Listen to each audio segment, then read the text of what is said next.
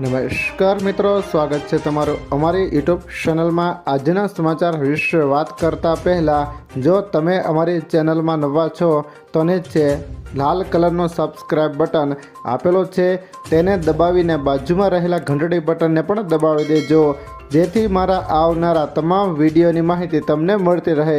આજના સોના ચાંદીના ભાવ વિશે વાત કરીએ તો સોના ચાંદીમાં મોટો ધબડકો, જાણો નવા ભાવ। મલ્ટી કોમોડિટી એક્સચેન્જ પર આજે સોના અને ચાંદીના ભાવમાં કડાકો બોલાઈ ગયો છે।